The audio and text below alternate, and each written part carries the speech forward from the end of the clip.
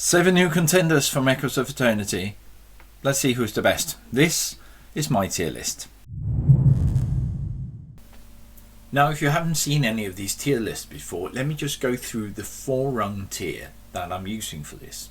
At the very top of the list is the Progenitors tier. Now, that is a tier reserved for the very powerful top of the contenders, the ones that will come in from a single set and dominate the meta. That is reserved for that kind of interaction. Now, just below that is the Harbinger tier. Those are the competitive contenders that I will expect to see at Clash Grounds, at Pro Tours. First up is Ansudak. Now, Ansudak Wrathbringer introduces a new mechanic called Wrath, but not more than that, just a bit.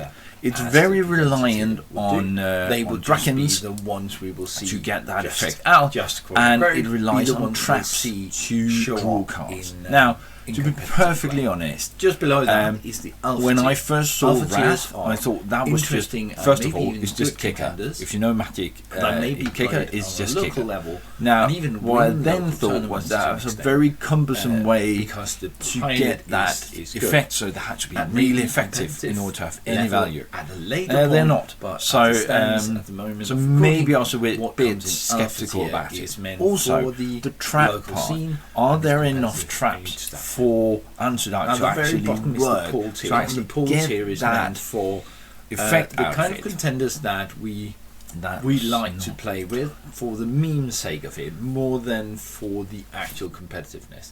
That is the deck we build on a Saturday night because we are bored and want to try something new and exciting, but not expecting to win. That is the 4 tiers that I will put these contenders in, the new contenders for Echoes, and which all the previous videos used. Hold on a bit. If you want to support the channel and still get TCG stuff, go to kelso.dk and write the promo code JUST1CLASH in the comment section of your order at checkout. Thank you very much. First up is Ansudak. So Ansudak is a new class of contender with new affiliation. It's Draken, and it relies on this Wrath effect, a new mechanic for Echoes of Eternity. Now, it relies on Wrath effect for boosting its effect like a force multiplier, but also it relies on classical traps to draw cards. Now, when I first saw Wrath as an effect, I was thinking that there might not be quite enough power and oomph in Wrath to Wrath effects to justify how cumbersome that kind of mechanic is, right? The thing is, though, we've now played with it, and the Wrath effects are plenty strong to make it a strong contender. Well, fine, but what about draw power? So one of the key features with decks is that you need to be able to draw cards, because you lose one at least every turn, even if you do nothing. And here, Ansudak relies on the traps. Now, there aren't loads of traps. Well, there are from previous sets, but there aren't that many with a really cool effect into what Ansudak does. And even in Echoes of Eternity, there are a few traps leaning into that, but most of them are going towards other contenders. So I was in doubt whether this would be anything good. Now, we played around with this more than any of the other contenders, and it kind of works, I must be honest. So my take on Ansudak is that when they get to be more Drakens and more Wrath effects, this is going to be very good. So I am going to put that in Harbinger tier. So the next contender up is Iron Piston. Now, Iron Piston is a black rogue. He's got 25 life, and he wants to put things into his Oblivion in order to get this double hit effect. Now, in order to make a double hit, you need to have a lot down there in your Oblivion, so you can discard that or banish it and then get this effect. The only thing is that you rely on being able to hit heavy for that effect to work, and in order to do that, you need his specialized equipment, the mech suit, which is a legendary card. So for casual play, that might be an issue. However, he may have some strong support in other black cards, in other rogue cards, so he may be able to put some effort into it.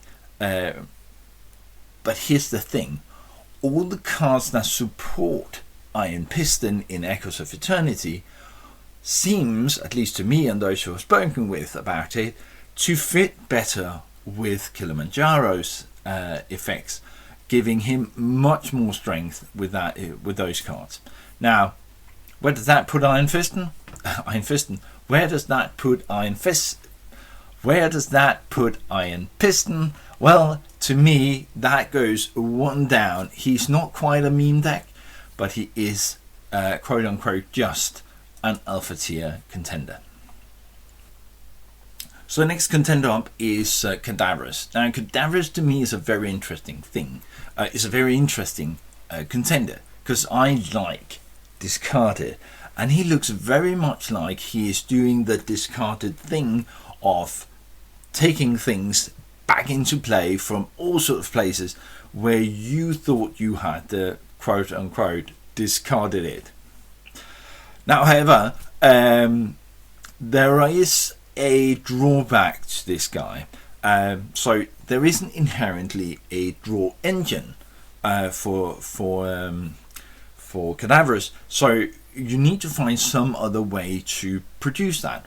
Also, you need to get the really cool things you want, and not particularly big, but the cool things into the Oblivion. Now, there are things like Amazon Rainforest that can help you and will play into this to this color and this strategy. So there are support for this. Also, his effect is might get a little bit spice. Now, notice that you don't play it from Oblivion when you play something with Cadaverous' effect. You put it into play. So all the counter play effects does not work on this, giving you just a little bit of advantage, a little edge to find that down.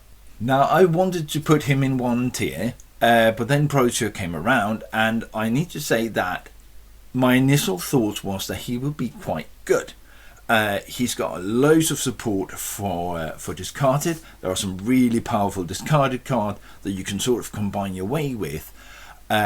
So I'm very glad that I started by putting him into Harbinger tier. So next up is Master Zephyrion. Master Zephyrion is a defensive player, and this set, Echoes of Eternity, plays very much into some of these contenders being very defensive.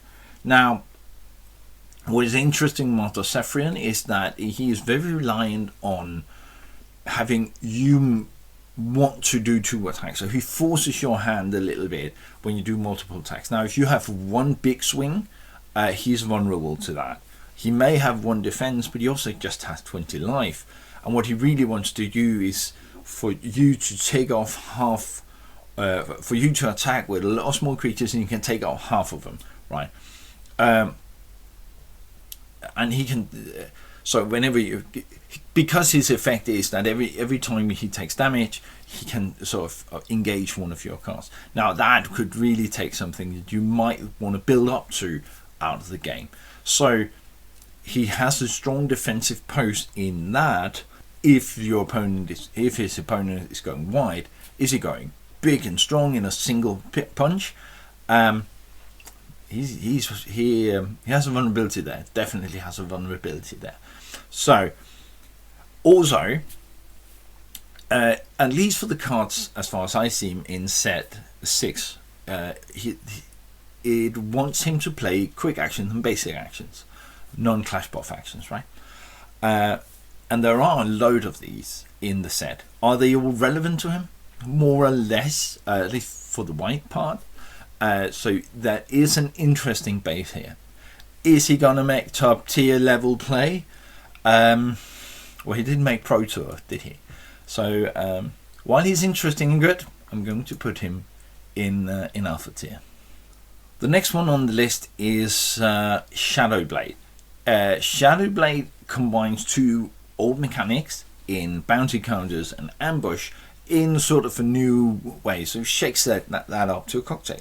Now, the interesting thing is, of course, that is not a cocktail we've seen before, and even though we had bounty counters here before in blue, we didn't really have ambush. Now, the thing is just with her that Shadowblade wants to.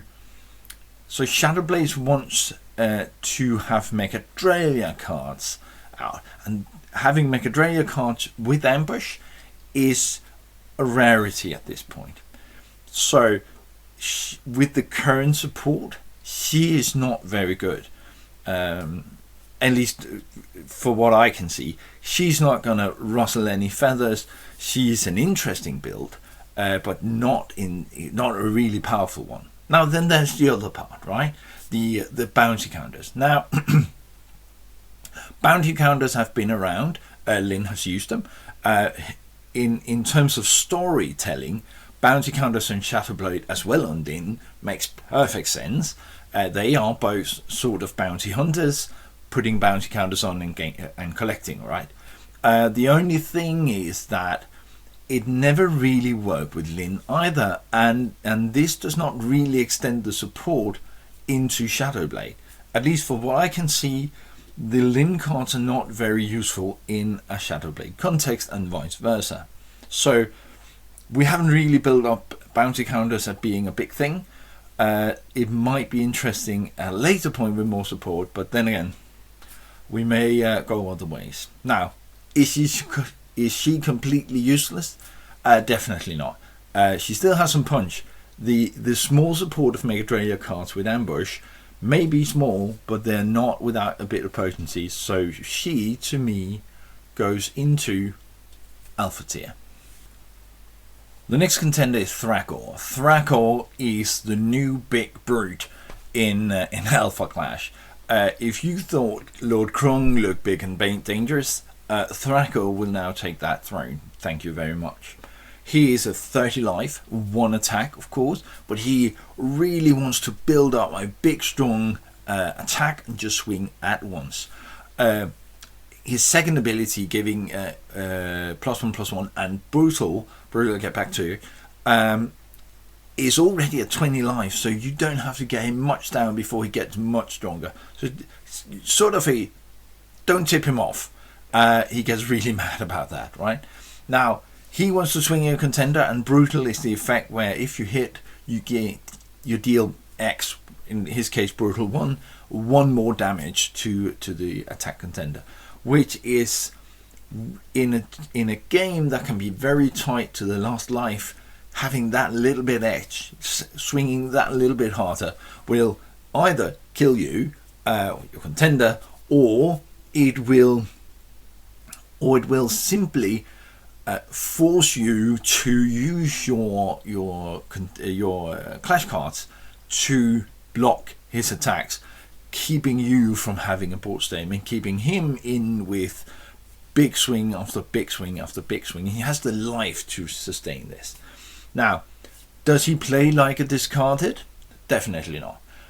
Can he use some of the support from previous discarded? Oh yes, very much so. I think he looks really interesting and is a counterweight to the otherwise defensive contenders that are in this set. I'm not saying defensive contenders are bad, I'm just saying he's definitely not. So where would that put him? Well, to me, that means he goes into Harbinger tier, because he might show up at a show or two.